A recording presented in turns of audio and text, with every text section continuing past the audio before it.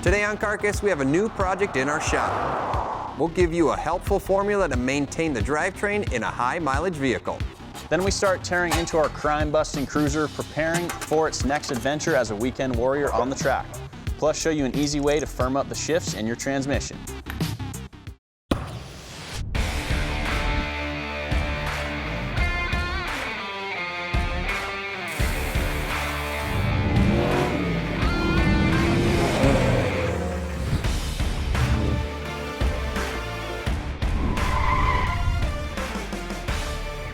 What's up, everybody? Welcome to Carcass. We're about to start on a new project, and as you can see, this is a Ford Crown Victoria X police car. These things are great because they're super cheap, they're extremely durable, you can beat on them, and they'll pretty much take the abuse without much issue.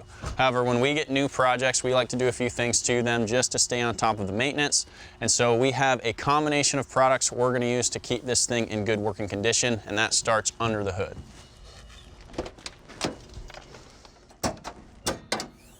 So like Jimmy said, we're going to be using a combination of products that mechanics and technicians have trusted for years. And the first one is seafoam motor treatment, and this goes directly into the crankcase. For the crankcase, we'll be adding 1 ounce for each quart of oil. So in our case, we'll be adding 6 ounces. All right, well, that takes care of the crankcase side of things. Now, another product we're going to be using is their Hydra Trans Tube. We're actually going to be putting a little bit of this in the transmission and in the power steering as well.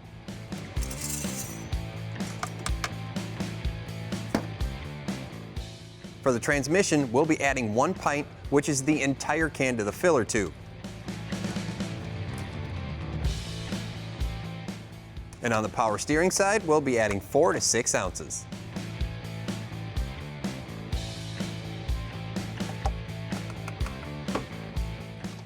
And up third, we have Seafoam's high mileage motor treatment, which is designed for vehicles with over 75,000 miles, which our Crown Vic falls into. For the fuel tank, we'll add 1 ounce per gallon of gasoline, so we'll add in about half a can. Now, the fourth product we're going to be using is this Seafoam Top Engine Cleaner and Lube. Now, we had to do one thing to apply this. We had to put the supplied straw into the intake boot here. So I'm going to go ahead and hook this up. We're going to start the engine up and rev it up to 2,000 RPMs, and then I'm going to spray the entire can into the intake.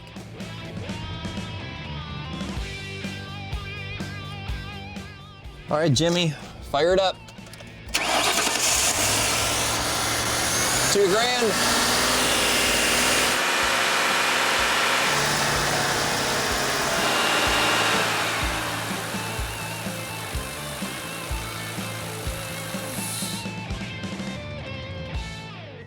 All right, Jimmy. What do you say we go drive this thing? Let's do it.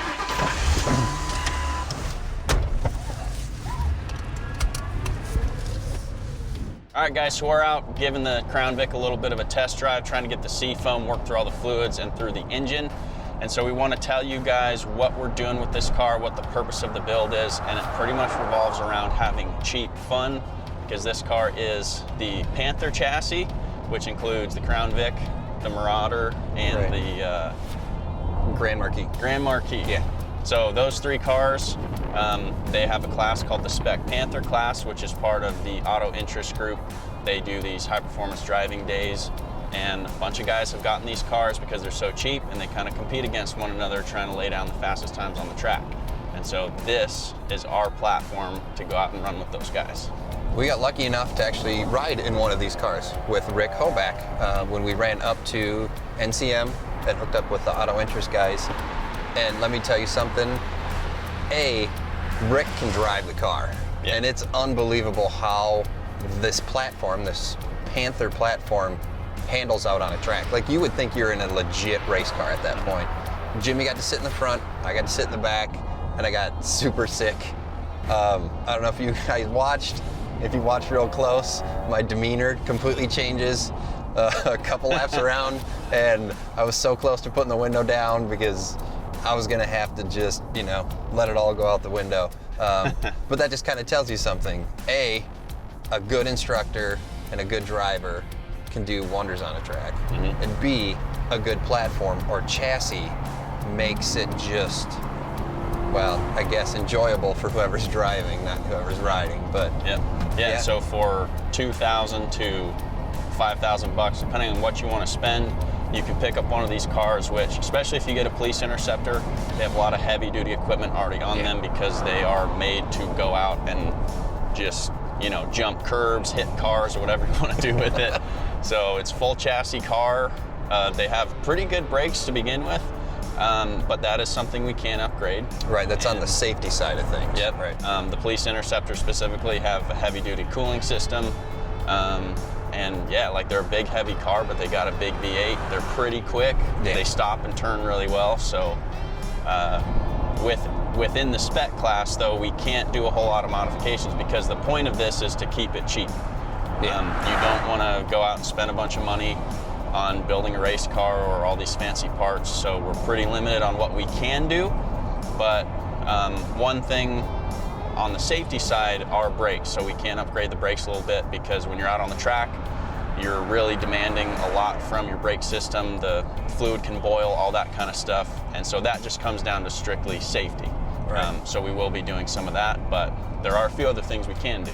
Right, you know, and I think with all the things that we can do, you know, a lot of it either plays off of safety or just the things to keep costs down. Yep. So, you know, I think we've got a good handle on what we have to do. What do you think we just take this back to the shop and we can just kind of get started on it? Yeah, let's do it. Coming up, we tear out our transmission so we can prep it for more abuse.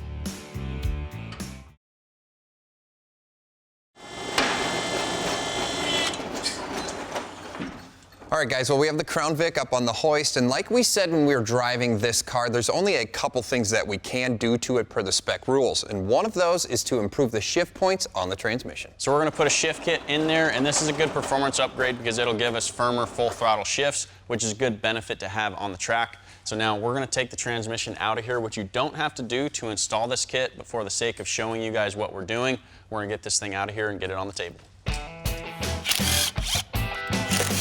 Now, a lot of you guys probably don't have a hoist in your garage, and you're doing this work on the floor and you don't have a lot of room. Well, this Matco Tools 1/4-inch stubby impact wrench measures in at under 5 inches. It's got plenty of power. Take all the bolts off of the pan here, but it's also gonna come in really handy when we gotta get up in here to take the starter out of the way so we get this transmission out of the way. This 16-volt impact has a powerful brushless motor that provides high torque and a longer durability. It has a patented hammer mechanism that reduces vibration, and it's got dual LED elements that light up poorly lit shop environments. It's got a variable speed trigger that allows you to control the power output so you don't damage small fasteners. Well, these stubby impacts come in 1/4-inch, 3/8, and 1/2-inch drives, and they also come in a bunch of different colors. Jim, you want to put your hand up here? We'll pull the rest of the bolts here, and we'll drain the fluid. Okay, is that gonna come out of there or need a little? Needs a little, oh, there it goes. We got it. Wow, look how dirty that is.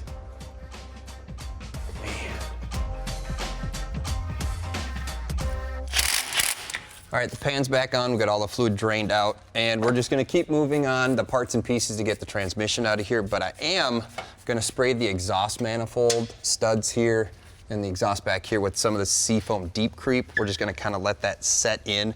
And then we're gonna move on to taking some of the other stuff out. When we get back to taking the exhaust out, it should come out pretty simple. So.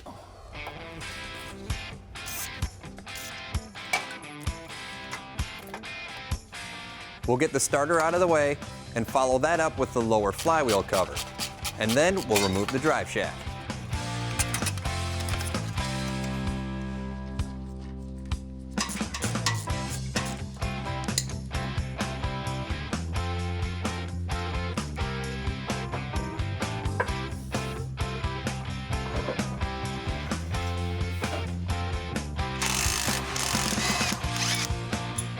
Next comes the exhaust.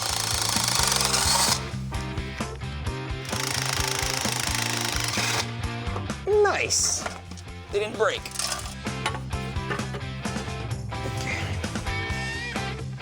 And then we'll move the jack into place and get rid of this stubborn crossmember.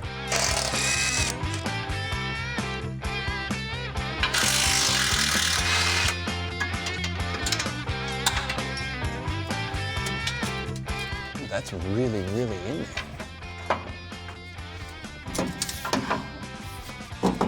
amazing how tight that is. Got it? Wow. Like, that's unbelievable. Never had a cross member in there so tight. Ready? Yeah. I can't believe that. There you go. Now you got it. Come on. And the last thing we'll remove are the bell housing bolts. Come down. We clear? Yeah. Awesome. It kind of takes a little while, but that didn't come out too terribly difficult, did it? Yeah, kind of, you know, it is what it is. Right. Pulling transmission isn't the most fun thing. But I think we'll go get this on the bench, and then we can start working on the internals. yeah. Okay.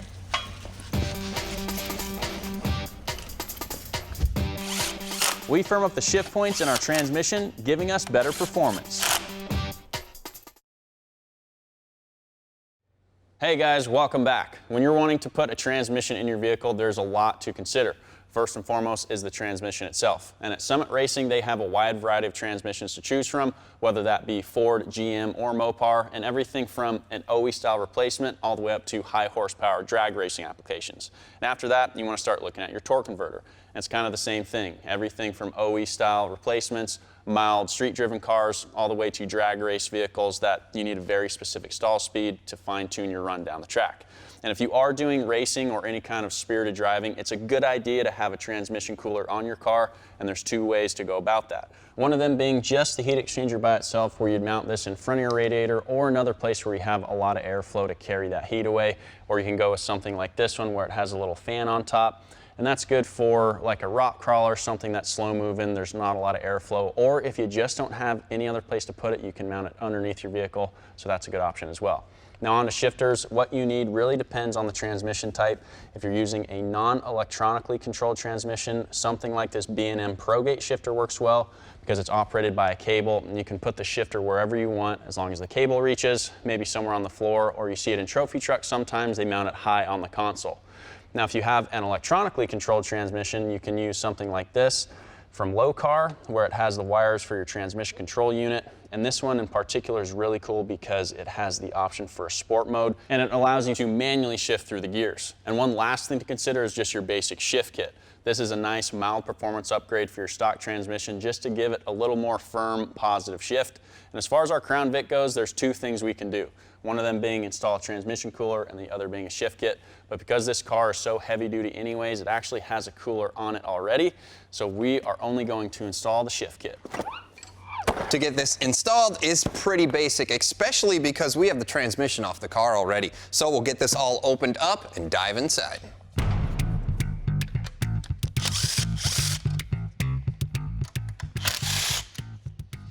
Now this Transco kit comes with everything we need to put the shift kit inside of our transmission. Now it comes with some very detailed instructions, and it covers transmissions from Ford from 1992 to 2011. So there's a bunch of different parts and pieces in here that we may or may not use. To figure all that out, I have to get rid of the filter first, and then we'll dive down and get rid of the valve body as well.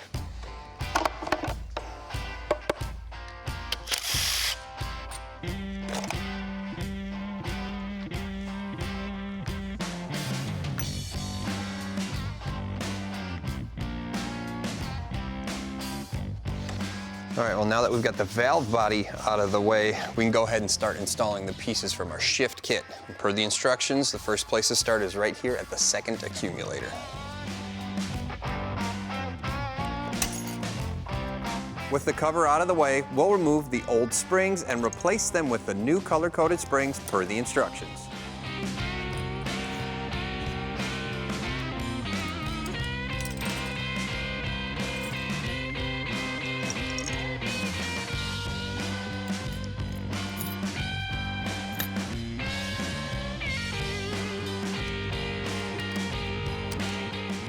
Okay, so for the third accumulator, all we have to do is pop this retainer out and check to see if we have a steel piston down inside here.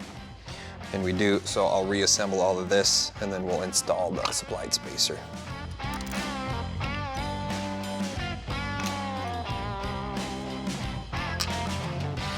Now that takes care of accumulator 2 and 3. And now for accumulator 4, the instructions specifically tell us do not take it apart unless the entire transmission is disassembled. So all we can do is a visual check.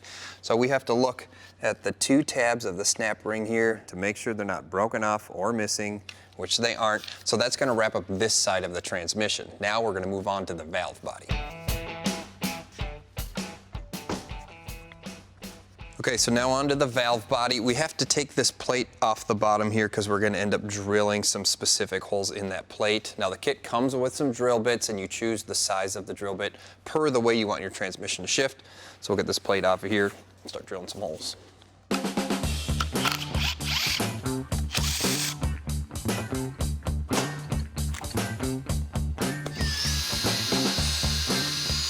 We'll be using our supplied number 44 drill bit to oversize 5 holes in this plate.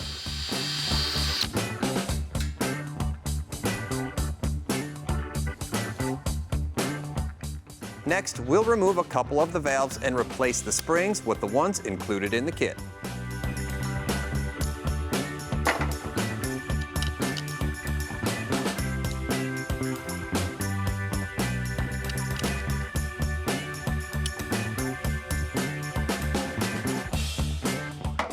Okay, so with the 3 valves on this side done and the 2 valves on this side done, I'm gonna go ahead and replace the new manual valve, and then we're actually gonna pull a check ball here to give us a firmer 2-3 shift.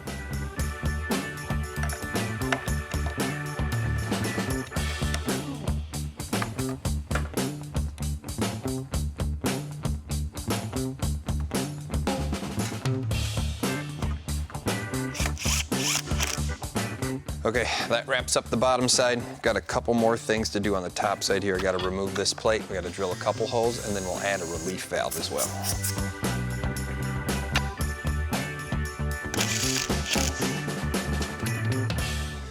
All right guys, well that buttons up our shift kit install. Now, like we said, you don't have to pull the transmission out to do this, but we did it just to show you guys how easy it was. The instructions are extremely thorough and it came with everything we needed to install the kit. From here, just gotta get the pan on it, then we're gonna put the transmission back under the car.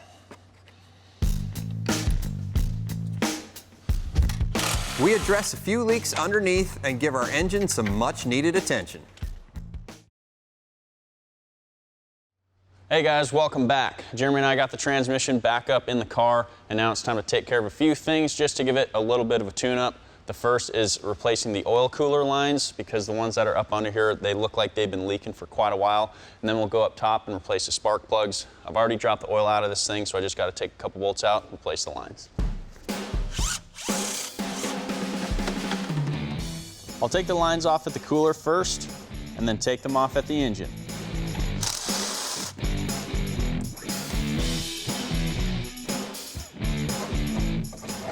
Go in reverse order here. Make sure you put some oil on the O-rings before you put them in here.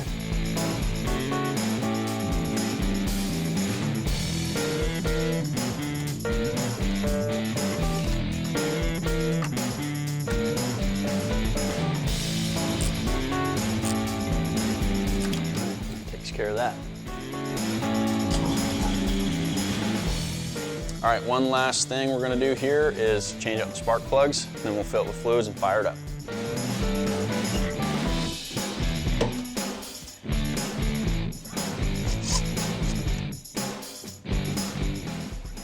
To give me some room, I'll start by taking off the intake assembly and throttle body.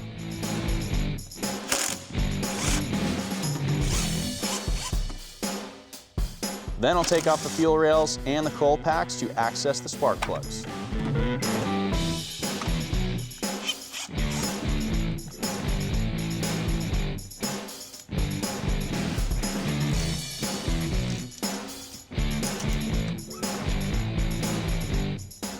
Those don't look too bad, but best to replace them.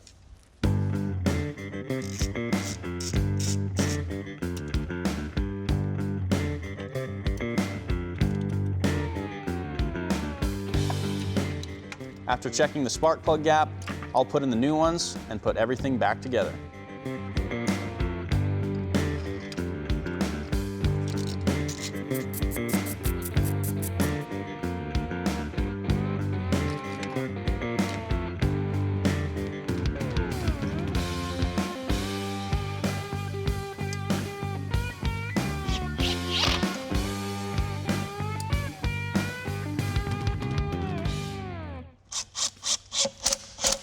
Cool, man. Looks like you're almost buttoned up. Yep, got the plugs in it and just getting everything back together, so I think we're ready. Get fluids in and get fired up.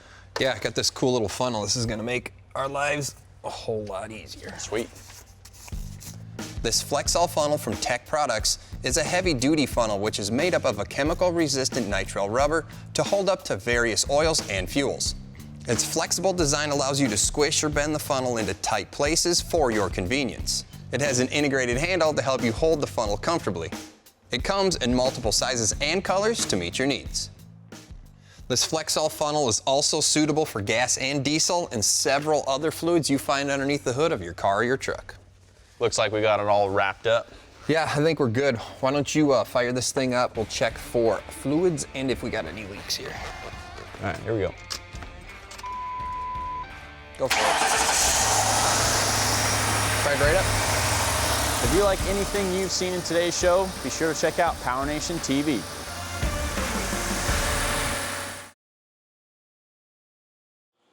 Today on Carcass, we continue to build our Spec Panther race car. We head out to a nearby salvage yard in search of a locked rear end to get all that V8 power evenly to the track. Then we'll upgrade our brakes to help us get into the corners harder. Plus, we'll show you a few tricks to get an aggressive stance for better handling on the course.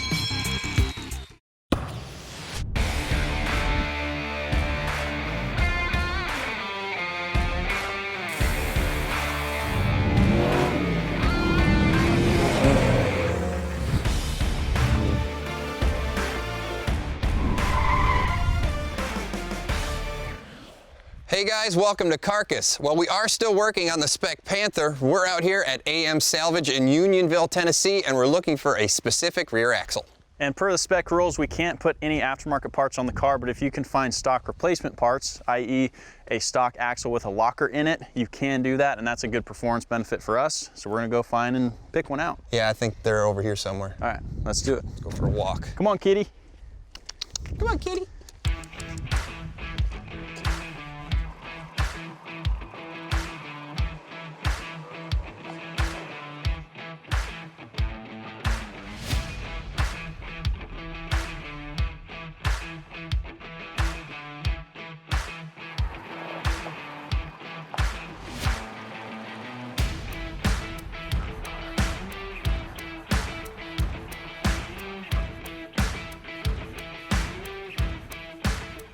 This is where he said all of the axles are for like Crown Vics and Grand Marquis, so. All right, well, we can kind of look at tags. Start digging. See if they spin. This one, that's just open. That's not gonna do it.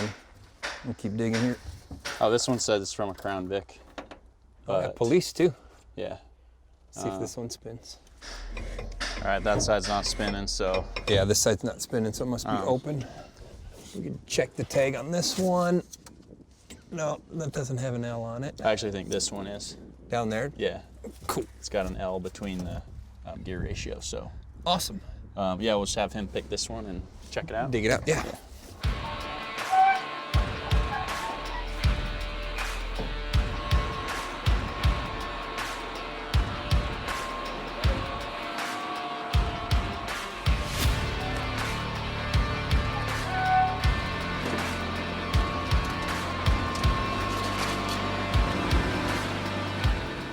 Okay, so this is what we're looking for. Down here on the axle tag, there's the axle ratio or the gear ratio, and there's an L in front of the 27, and that's what we're looking for. We assume the L stands for locker, which is what the internet says. So this is the axle we want. We'll go ahead and load this up.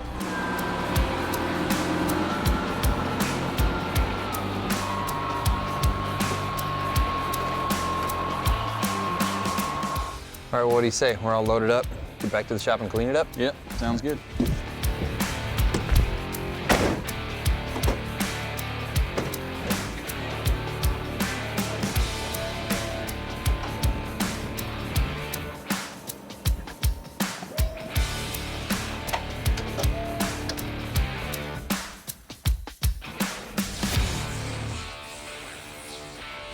Looks a bit strange that I have two cans.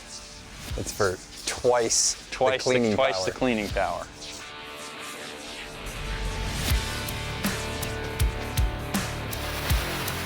Once we let the degreaser do its work, we'll hit it with the pressure washer.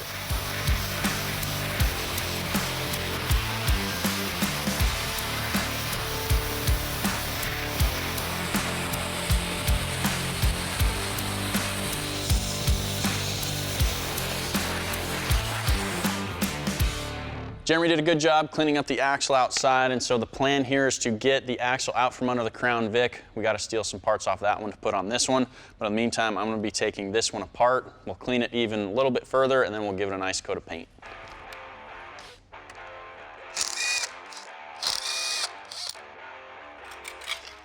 To get the axle cleaned up, we'll take everything we can off of it, starting with the sway bar.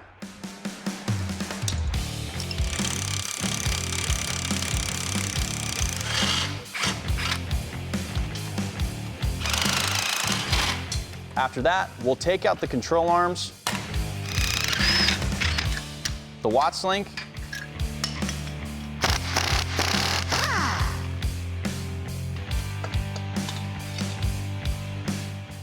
and the calipers along with the rotors.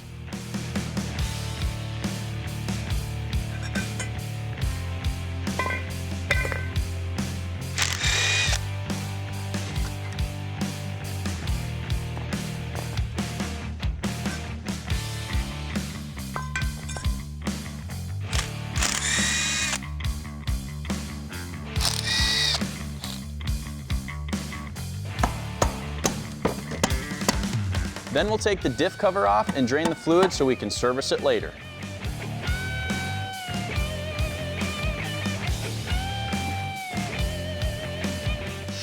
And finally, we'll use our wire cup to get as much of the surface rust off as we can before we hit it with some paint. All right, get to painting.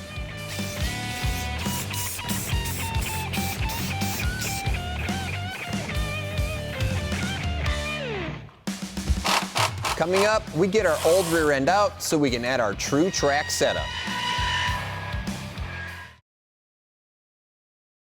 All right, guys, well, Jimmy has the junkyard axle all stripped down and cleaned up, so now we have to get this one out from underneath the car. It's all pretty basic. Get rid of the drive shaft, the 4-link connections here, get the shocks and the brakes out of the way, and get this thing on a stand.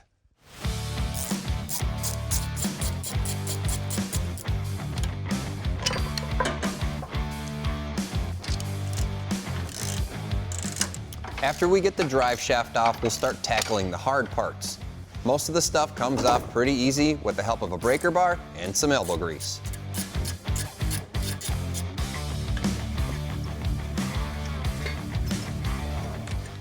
Like Jimmy said, we'll need to reuse some of these parts, so I'll be careful taking them off.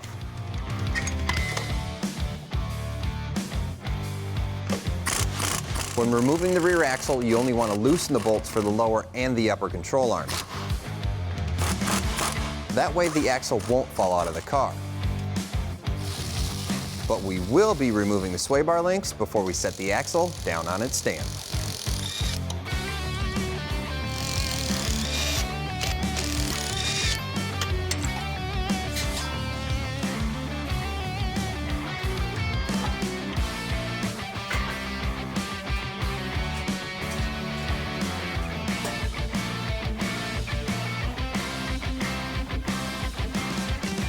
Okay, so now that we have the weight of the axle on the stand here, I'll go ahead and take the bolts out, and then we'll just pick the car up, drag the axle out from underneath it.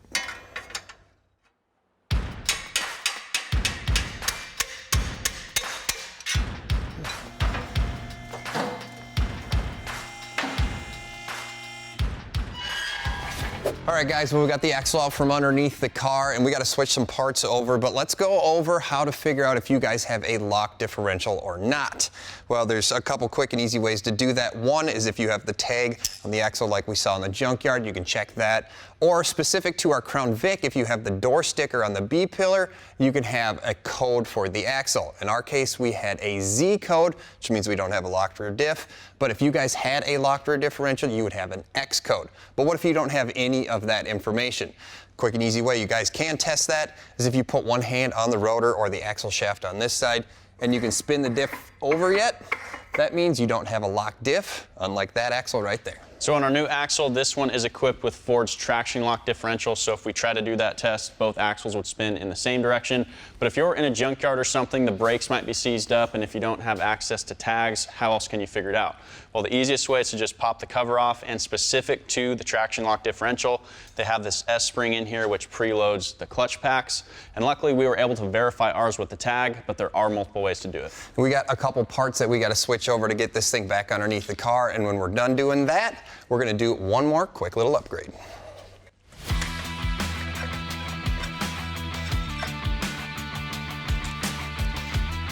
The e-brake hardware on the junkyard axle was in pretty bad shape, so we'll salvage the good parts from our stock axle.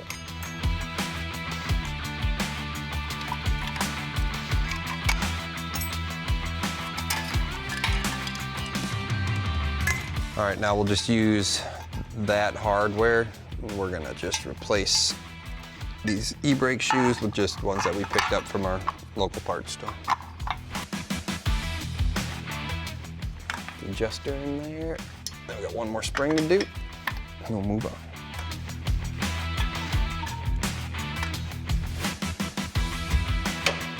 Up next, we'll add extra stopping power to help us on the track. Hey guys, like Jeremy said, we have a few upgrades to throw on our rear axle before we get it back under the car, and these are allowed per the Spec Panther rules. And that all starts with the Hawk Performance Talon rotors, which are high carbon steel with cross-drilled faces to help withstand the abuse that the pads and the fluid will be applying to them. To pair with that, we've got Hawk's DTC60 racing pad, which is Hawk's most popular racing pad. These provide up to 3 times the friction of a store-bought pad and can handle temperatures over 1600 degrees. This is a huge deal because when stock brake systems are pushed on a track setting, they tend to fade or can even fail completely. So these components are going to keep our car safe and consistent. And once we move back up to the front of the car, we will be using Hawk's HP660 brake fluid. Just like these components, brake fluid will soak in heat from the caliper, and in stock brake systems, if it loses viscosity, you can have, again, brake fade or the system will fail completely. So this stuff has the highest boiling point of Hawk's brake fluid line, so it's a must-have for track cars, but you can even use this stuff on the street. So we'll get this stuff on the axle, get it back under the car.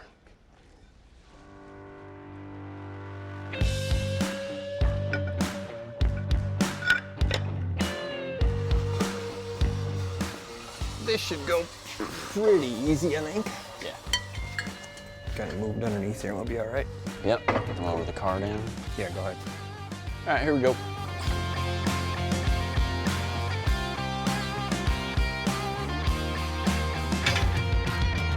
All right, guys. Now, the spec rules clearly state that you can run any stock part from any other vehicle. So in the rear here, we're going to be running a set of springs from an 05 Mustang.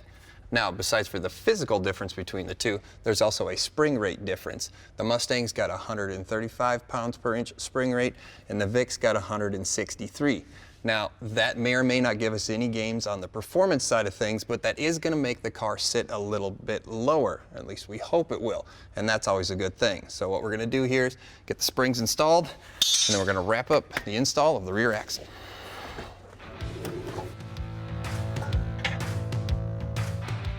All right. Go ahead, Jimmy.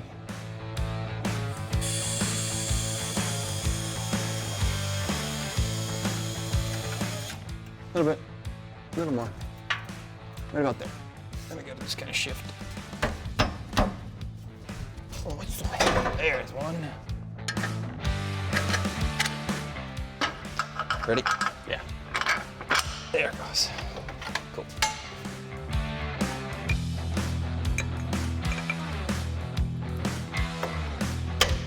With our axle basically installed, we'll throw on our Hawk pads and finish up the brakes. All right, so the last thing we're gonna do here is install a set of shocks that we got from Summit Racing. These are KYB shocks, and this is an OE replacement for the car. And from here, we'll move up front, start on that suspension.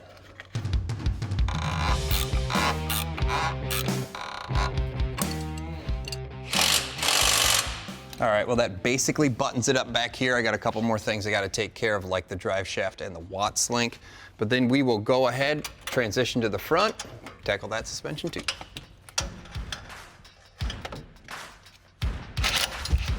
With the rear done, we head up front to give our Spec Panther a sportier stance.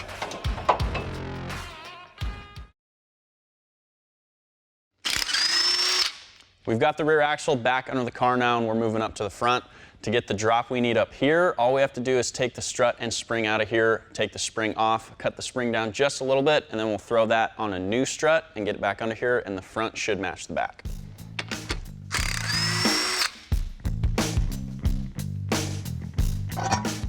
With the wheel and tire off, I'll start by taking out the lower bolt of the strut.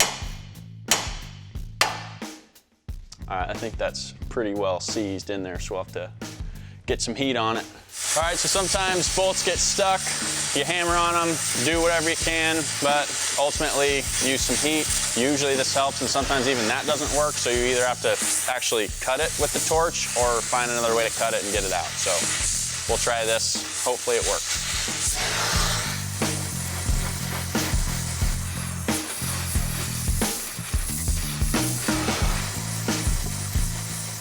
All right, Jimmy, you ready? Yep. Set, go. Yeah, that's moving. Nice. Nice.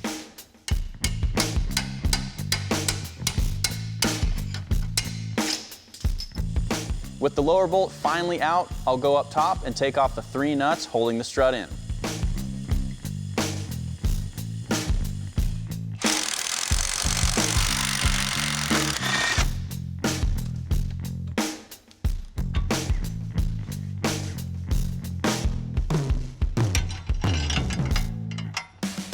To get the strut all the way out, I'll have to take the upper and lower ball joints out of the upright assembly.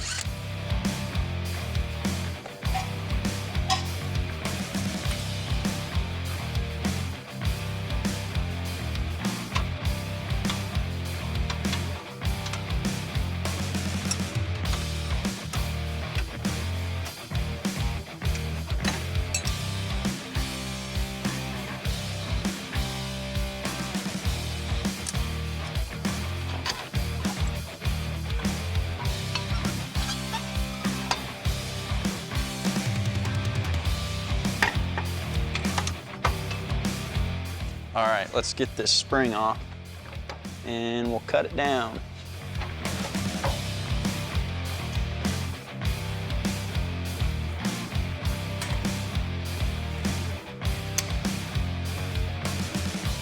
Get the top of the strut off.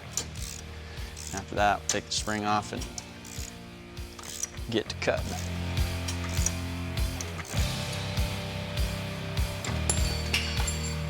All right. That works too. Getting a new one anyway, so it doesn't really matter.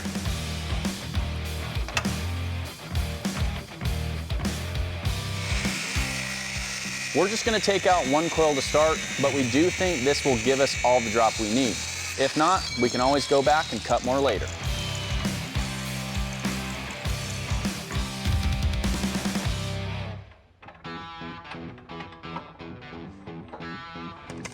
We'll take our freshly cut spring and install our new KYB strut from Summit Racing.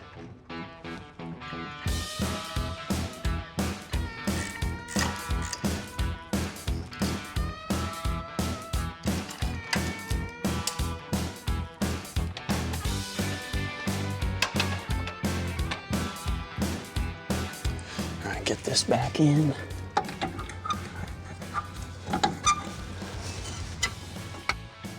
Just to be safe, we'll replace our stock lower strut bolt with a grade 8 bolt.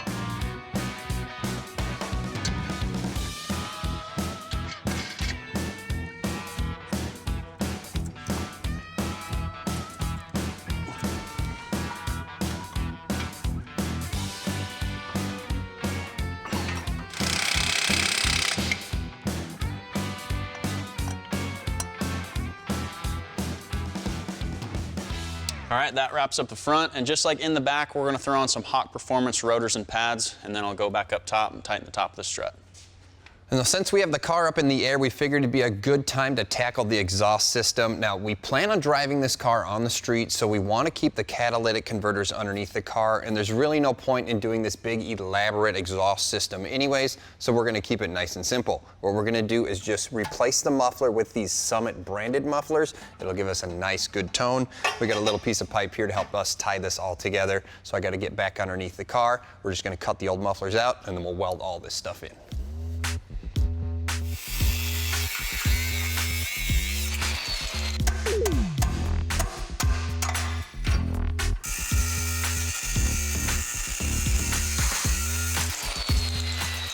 Okay, so that little relief cut loosened the front up. So now we'll just come back, cut the back out of this, get the muffler out of here.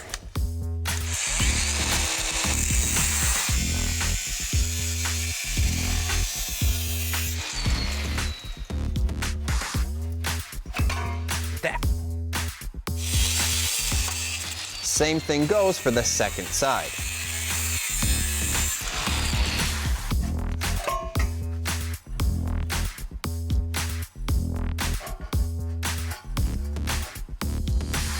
Okay, so this is a universal fit muffler, and I ordered the longest one that they had, and you can see we end up a little bit short here, but I also ordered a piece of pipe, so we'll go ahead and take this measurement, somewhere around 8 inches, and we'll go cut that out on the chop saw.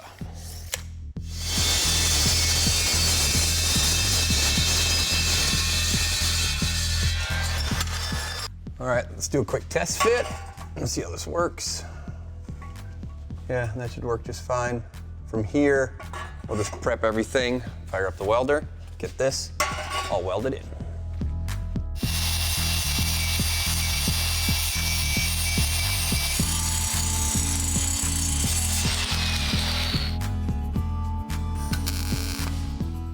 With the welder set up, I'll tack the parts in at first, then fully weld up the new mufflers.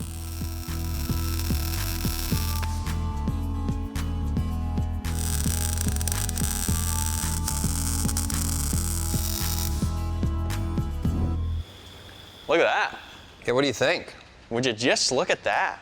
That's Get that nice. down on the ground. That squats a long way, doesn't it? Yeah, that's 2 or 3 good inches right there. The back, God, the back's really down too. Yeah. I like it. Dang. Should handle a whole lot different when we're out on the track. Yeah, lower center of gravity. That's Right. always a good thing. Well, I think from here on out, I think we should do maybe a color change on the car. Yeah, It is a race car. Yeah. Cool. We'll get it off the hoist and get her down to the booth. Yep. If you like anything you've seen on the show today, check out PowerNation TV.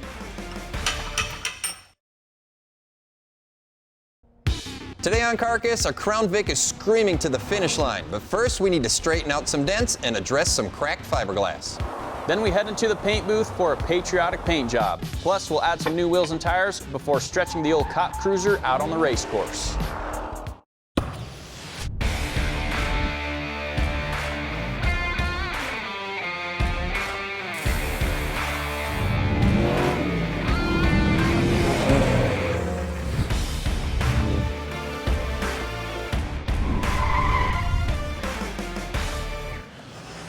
Well, what do you think? You ready to get started on this Yeah, thing? let's do it. Turn this thing into a race car now.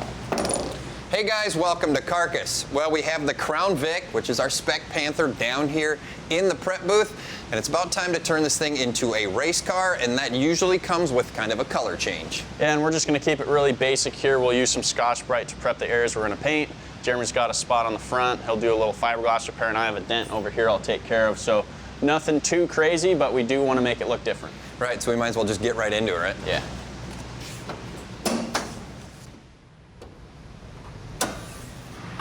Like Jimmy said, I do have some fiberglass repairs to do up here. It looks like somebody tried to cover up this crack or whatever is going on. This actually looks like chewed up bubble gum. It's actually really soft and just kind of peels off there.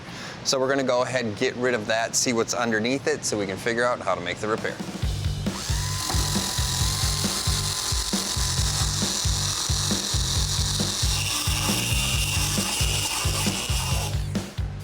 So I did a couple of things to make this repair. One of those is I V'd out really good where the crack is on the top and on the bottom.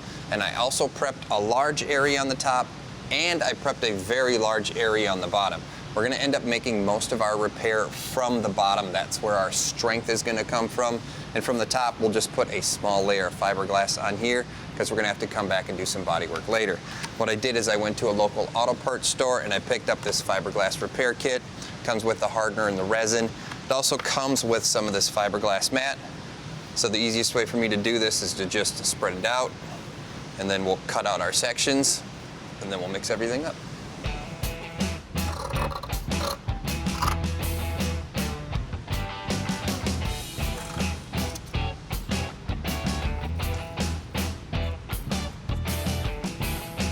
With a bunch of pieces of fiberglass cut up, I'll mix some resin and start applying that to the underside of the panel.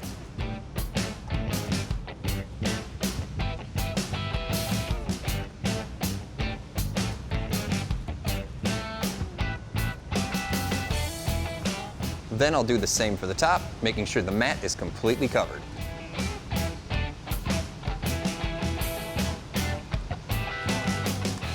Okay, so I got 3 coats of the fiberglass on the crack here, and we're gonna have to let this set up really well because I am gonna have to do a little bit of shaping, and then we'll do body work over the top of that. So from here, I think Jimmy's gonna tackle the dent on the fender.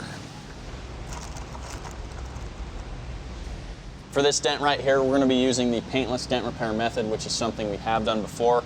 We'll try to get it out the best we can, and at the end, if we're not too happy with it, we'll just go back and body work it a little bit and make it nice and smooth.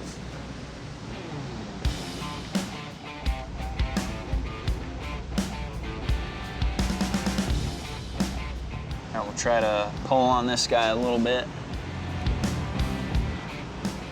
Actually, that, I think it came out pretty easily. Maybe all the way, we'll see here. That actually got like almost all the dent out with one tiny little pull. That's pretty awesome. I'll take this off and see where we're at.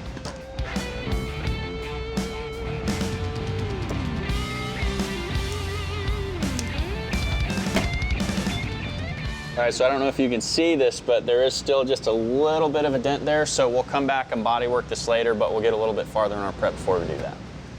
All right, now that the resin has had a chance to set up, we'll go ahead, cut off the extra fiberglass here, and we'll start getting this thing into shape.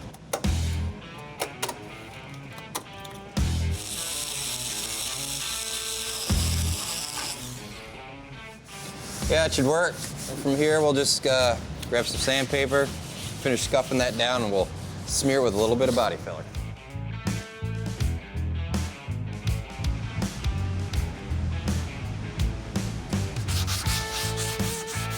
Once our body filler has had a chance to set up, we'll straighten that out and move on to prepping the rest of the car.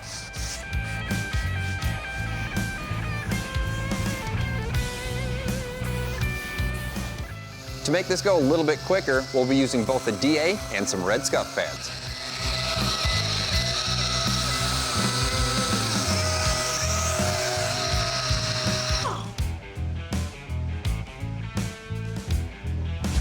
The body is straight and sanded, but now we head into the booth for a quick color change. This works out really good when you got a nice straight car to start with, right? Yeah, it makes the process a little easier, a little faster. Right. So from here, what we're gonna do is wipe the entire car down with some wax and grease remover and get all of the stuff off from us doing the body work. Then we're gonna lay down a couple coats of sealer, and then we'll move on to colors. We're actually laying 2 colors down, one on the front and one on the back. So let's get this thing wiped down, huh? Yeah.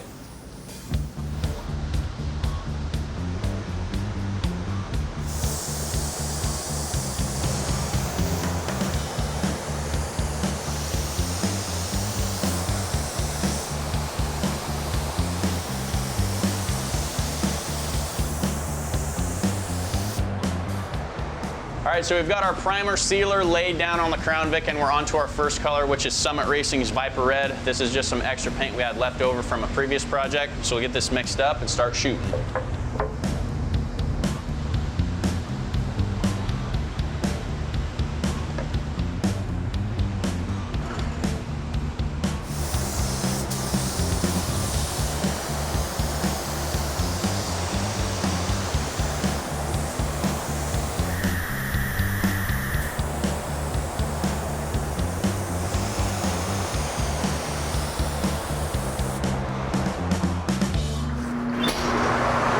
the back, we're going to be spraying Summit Racing's Blue Sky Metallic.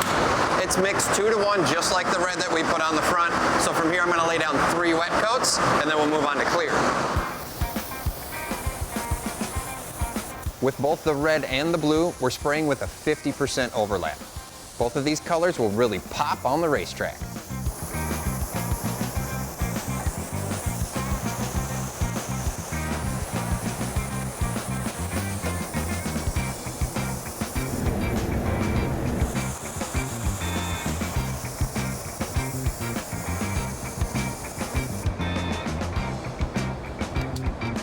Okay, we've given the paint enough time to flash. We've got our clear mixed up. We're gonna get it in the gun. We'll go get in the booth.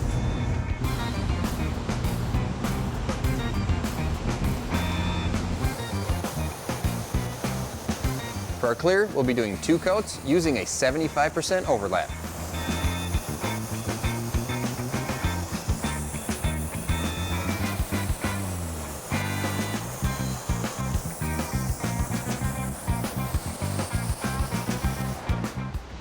I think we did a pretty decent job. Yeah, I think it looks like one of those popsicles you ate when you were a kid, right? Like red, white, and blue. Yeah, like 4th of July style. Yeah. Yeah. I think it turned out okay, but let's get this unmasked. We'll get it back into our studio.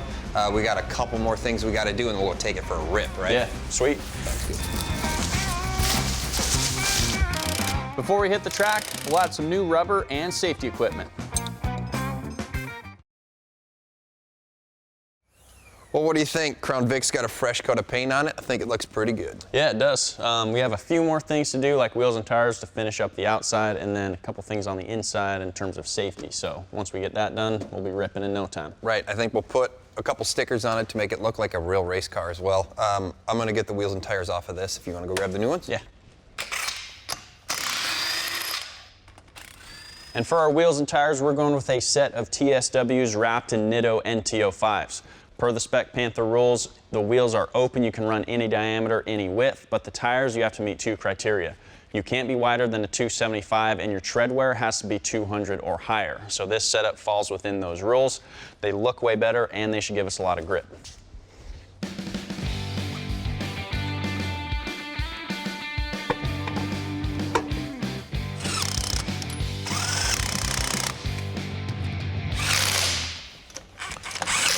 Man, those things look sweet. I can't wait to see this thing on the ground. Yeah, it's gonna look awesome. You know, I got one more thing that I gotta do. I'm gonna throw this cold air intake on because it is allowed in the rules, and then we should be all set underneath here, and we'll get this thing on the ground. Sweet. Yeah, I'll torque the wheels once we get it down. Sounds good.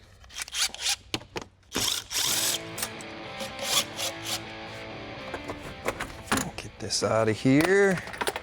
We'll get the rest of the airbox out of here too.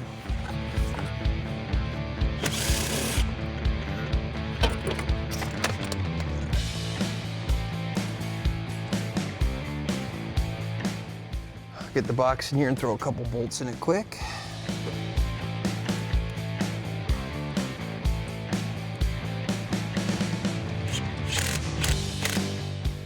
Okay, so this kit comes with its own air intake tube, but you have to reuse your stock mass airflow sensor, so don't forget to install that before you put this on.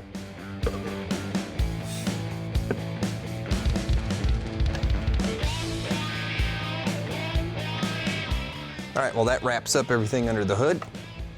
Now let's throw in some decals.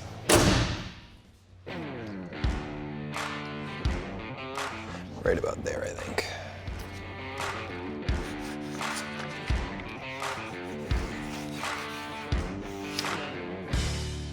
So the Hawk Performance decal on the back, that was pretty easy. But for the Seafoam motor treatment decal, it's a little more difficult because of the sheer size of this thing. And to get this put on the car, believe it or not, that all starts with water.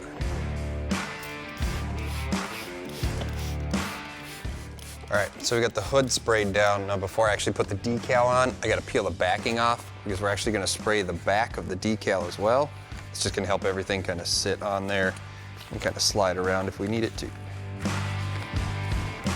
Long decal, holy cow. There it goes. All right. Let me get this thing set on there.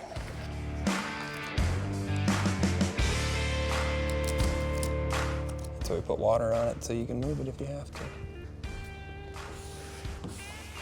Easiest way to do this is to start in the middle and then slowly work your way to the outside.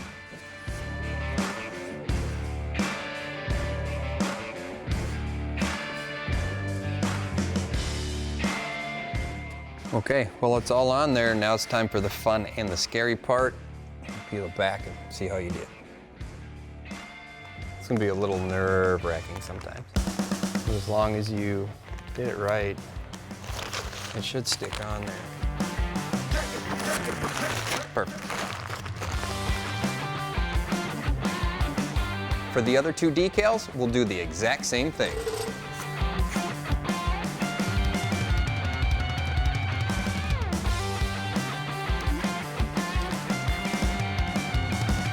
All right, so now the last thing we got to do, per the rules, is just install this fire extinguisher. So I'm just going to make a couple holes down here, mark them with a marker, and drill them out.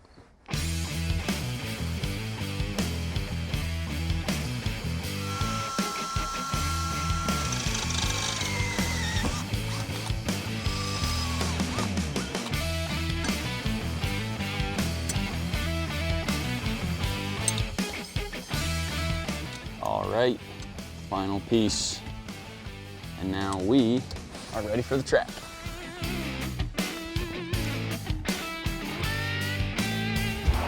Here she comes down the front stretch. Our Spec Panther hits the track, and we have a blast putting our driving skills to the test.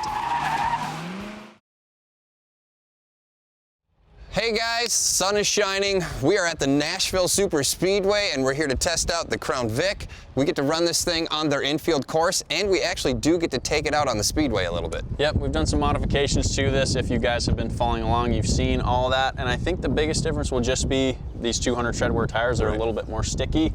We've done some suspension mods, but overall, it's a pretty basic build, so we'll just have some fun with it. Yeah, it's just gonna be a great day. Let's hop in and let's go. Yeah.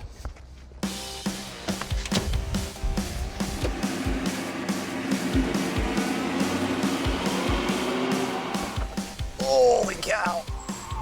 It's stuck. It's stuck? You can go even faster if you want. I could, but this is like one of the early laps.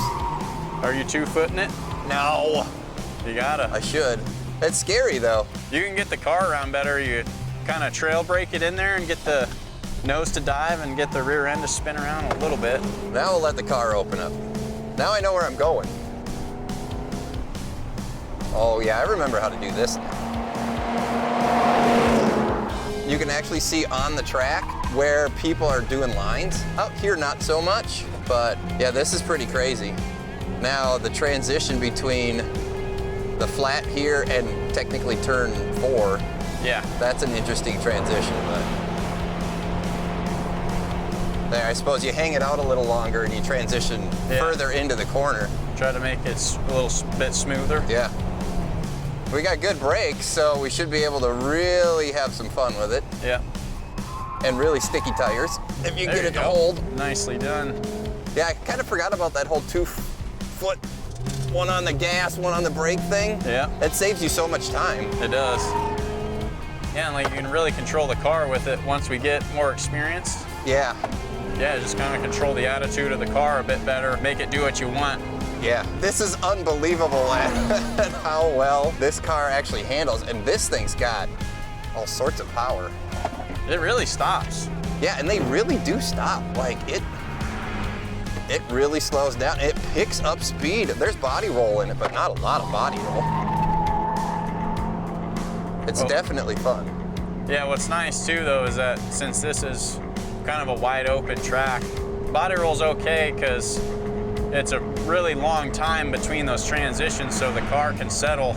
Yeah. Versus if you were on a really tight, like an autocross type thing, body roll kind of kills you because it takes so long for the car to take a set. Yeah. Trying to change direction too quickly just makes it really tough. Yeah. But I tell you what, man, it's a lot of fun, that's for sure. Yeah. I need to take a drive. I think you could probably handle this. You're a better, more experienced driver than I am. If you say so. Okay, right, you're up. Don't kill me. Do. And I'm probably gonna get car sick, so this may not last long.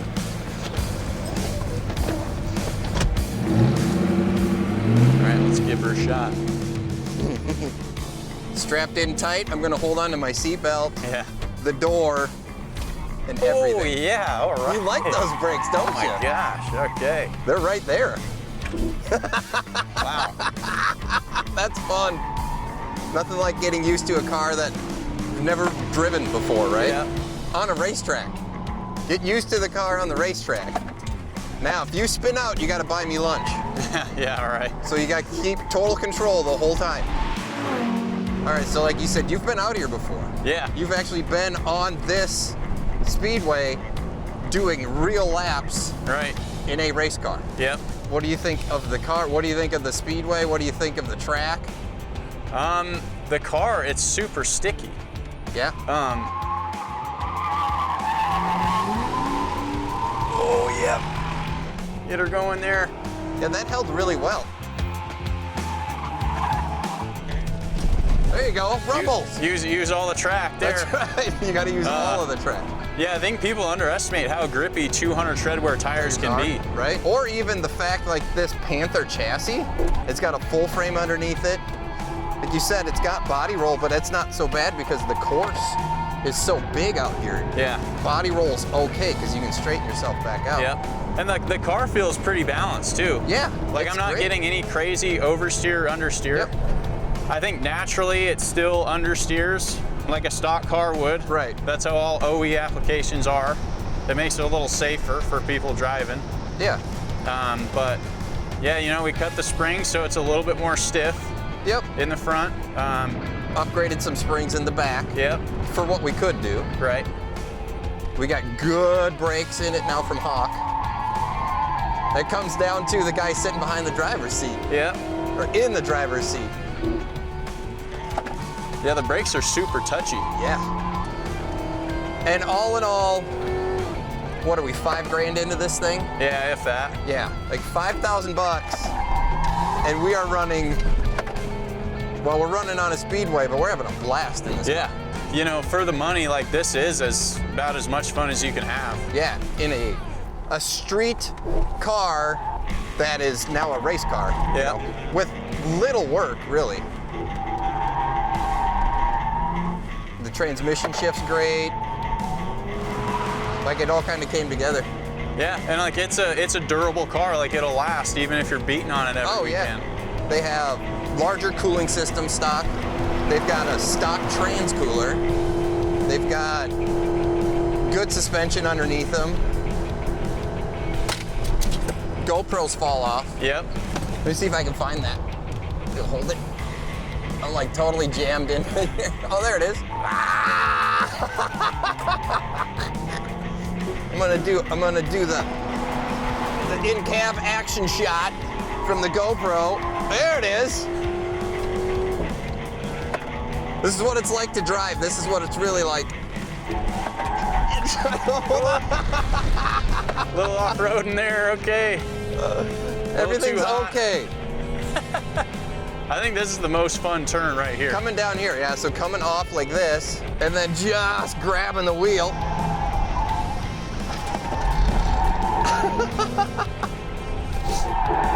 Oh, he's gonna lose it.